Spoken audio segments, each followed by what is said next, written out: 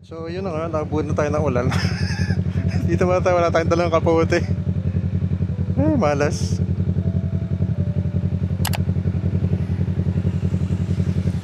Pahupa muna tayo ng ulan, sabay banat na tayo mamaya.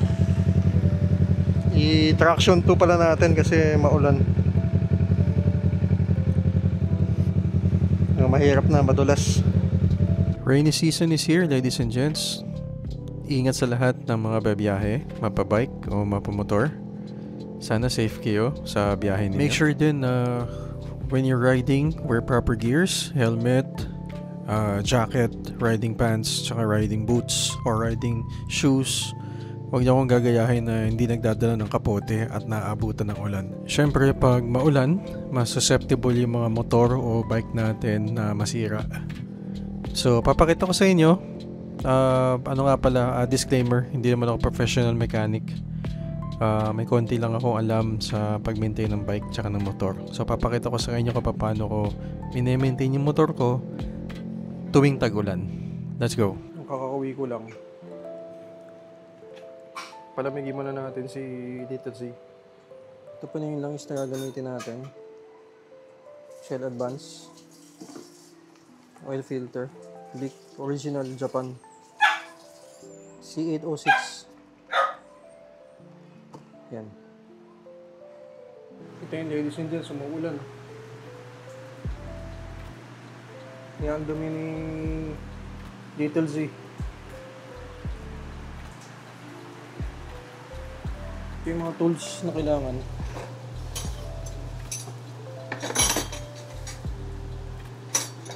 Yan, gagamitin natin.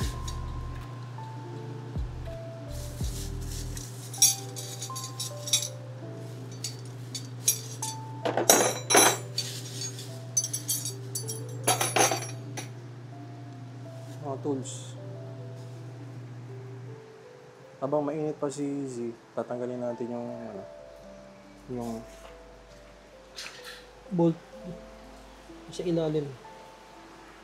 Pakita ko.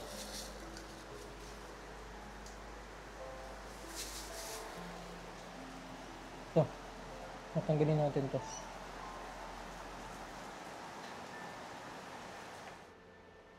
Tipla mo tayong kape. Wala nang antok.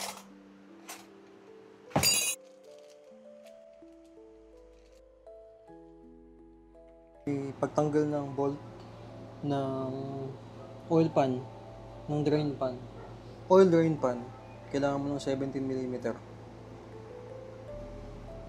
17mm na socket wrench.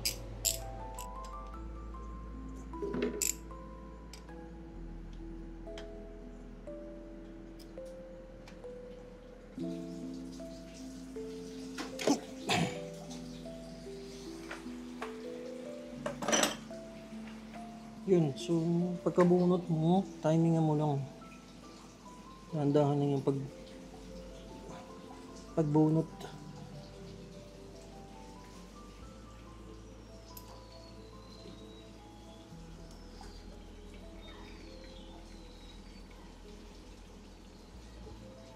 Ayun na siya.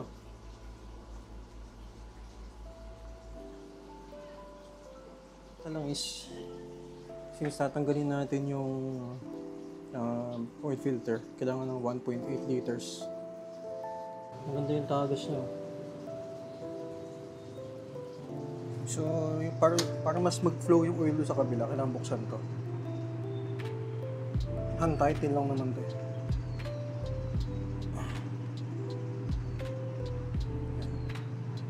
Siguraduhin nyo kasama yung o-ring kasi may o-ring na kasama yun. Natin yung oil na mag-drain, ayusin na natin itong brake, linisin din natin. Tanggalin nyo muna yung lock. 8mm.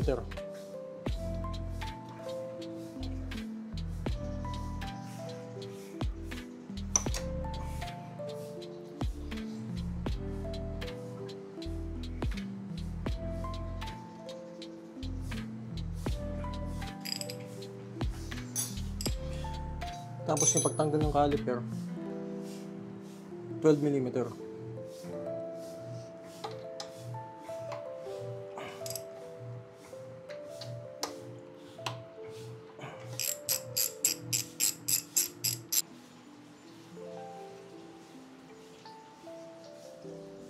Ito, mukhang makapal pa naman.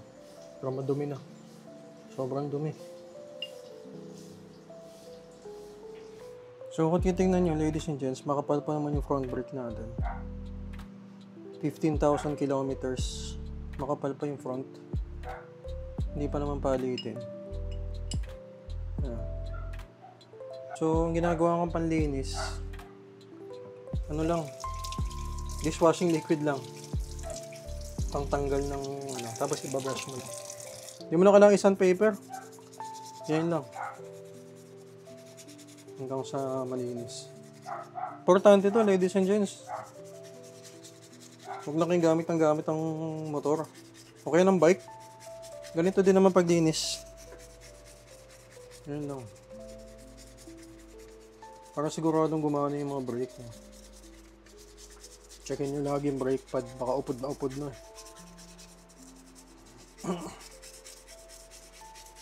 Every 3 or 4 rides ginagawa ko siya. Para lang ma-check kung makapal pa ba yung brake. Dumi. So ito sa caliper. Nilinisan lang natin yung ano na yan, piston niya. Make sure nyo walang mga dumi-dumi dyan. Para smooth. Pag pinindot mo, smooth yung ano niya. Madumi lang ngayon pero lagi ko nilinisan to. Madumi lang ngayon kasi umulan eh. Nilinisan din natin yung magbabike washing tayo mamaya. Ito yung gamit ko, spray bottle na merong dishwashing liquid sa loob. May tubig.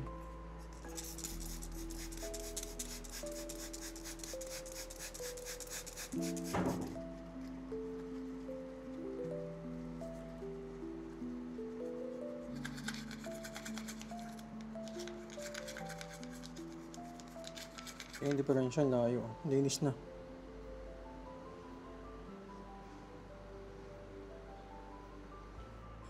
So yun, nabalik ko na. Malinis na siya. Mamayang car wash. Lilinisin natin itong rotors. Kasi madumi siya yun. Bago ko makalimutan, ladies and gents, tatanggalin ko na yung oil filter.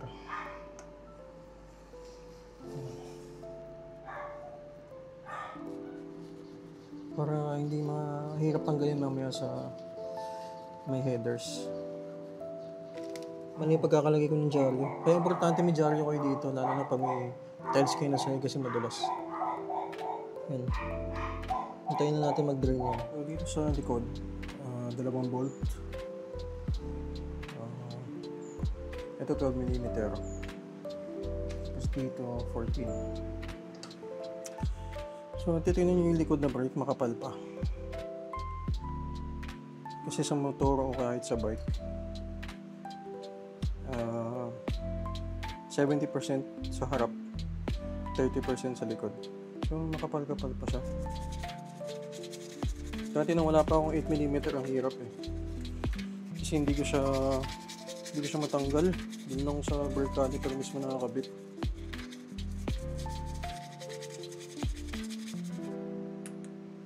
Ayos, di ba? Magnet. Ito na pala, ladies and gents, maglalagay na tayo ng oil. Bago kayo maglagay ng oil, lagyan nyo din ng konting langis tong thread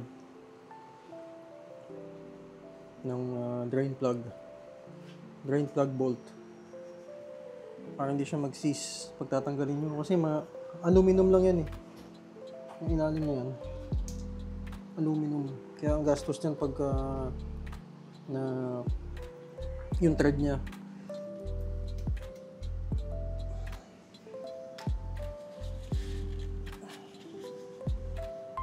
So bago nyo pala ilagay yung oil filter, i-prep nyo muna. Ito yung luma nating oil, pero okay pa to. Tira to sa 1.8 liters dati, yung last change oil natin. Lagay nyo lang dito.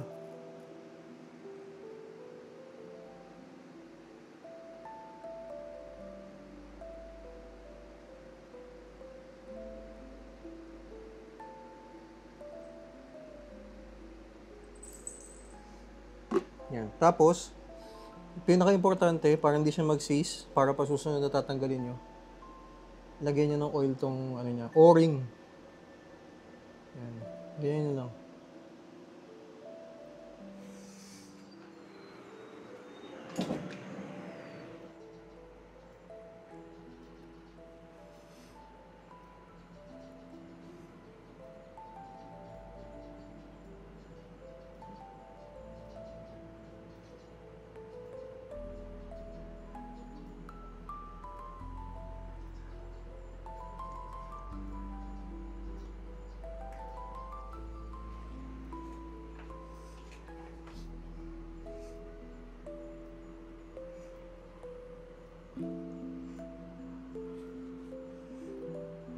Lagyan din pala yung cup ng oil para hindi siya mag-seize.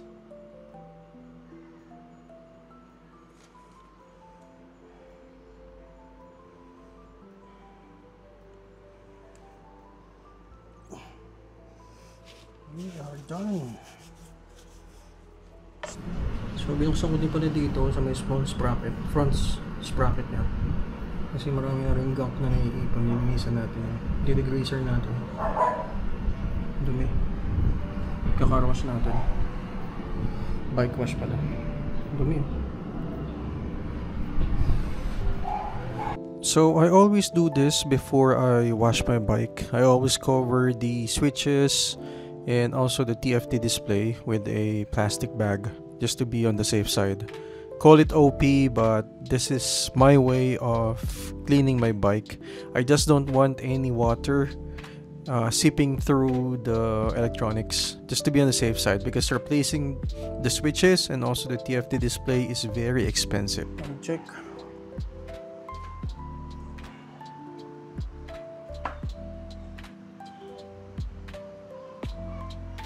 Okay siya.